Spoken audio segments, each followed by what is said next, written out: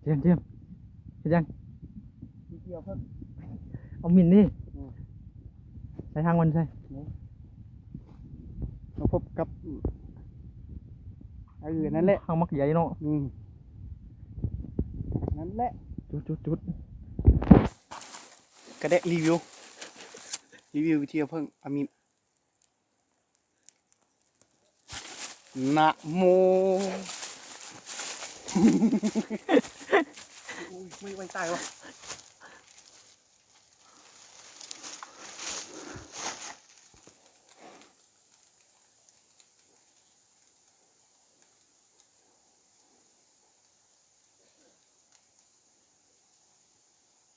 สุกออกมาสุก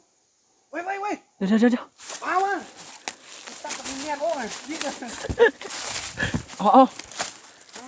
า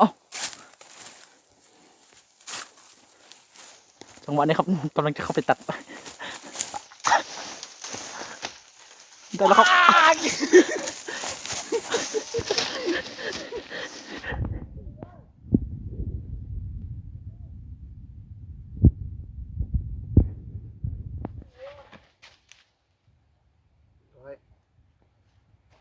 นี่คือผลงานเนาะเอามึงดับไฟก่อนไฟให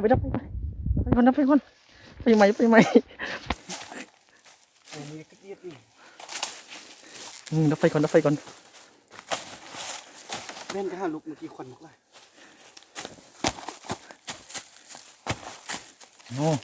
ได้ครับมีผลงานเนาะบริยักยกขึ้นเบิ้งสุกไปเจาะหูอะไรนี้เพิ่งปลาผลงานล้วนกินเลยอีแบ่งกันจะได้เลยแบ่งกันบุทึกตีกันล้าได้เลย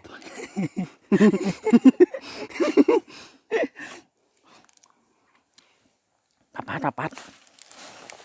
ชอบอันใส่ดีเดียววางเดี๋ยวไปตัดใบตองกัน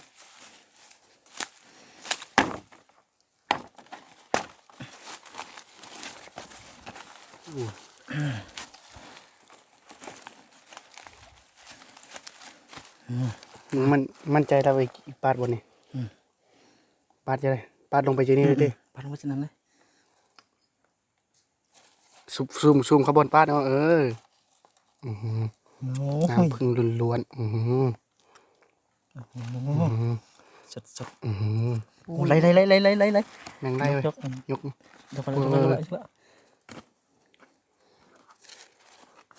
มึงก็ตั้งเฮ็ดบอลลำบากเดี๋ยวเนาะจับนี่ไหมจับกลางนี่ไหมนี่โอ้ชีวิตนี่เนาะโอ้ว้าว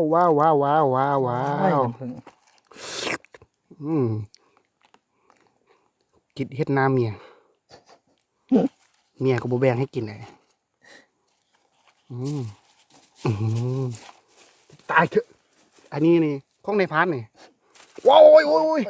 อ้ยน้ำผึ้งบักไล่ได้ไปเดี๋ยวหนำมาเนาะแช่บป่ะคือจะเสียบเนาะ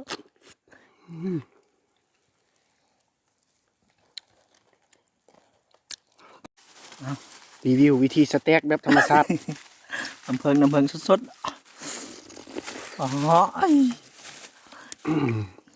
ใช่ป่ะอร่อย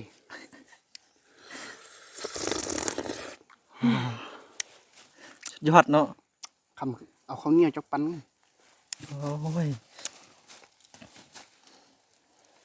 ขนาดกายบ่เอื่นหูหน้าจับกินแม่เนี่ยกินหมดปลาคุยจากบาท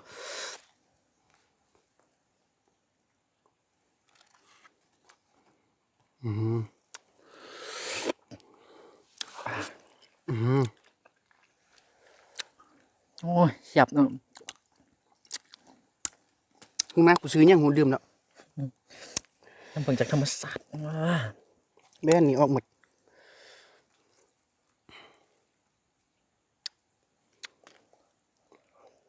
ต้องกินแบบคาหางเหมือนที่นี่ครับ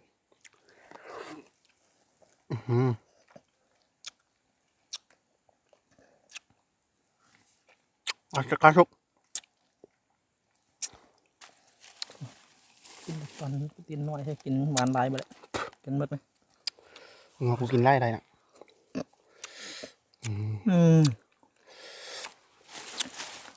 ใช่ป่ะเจมใช่ป่ะ อร่อย รอกินว้าว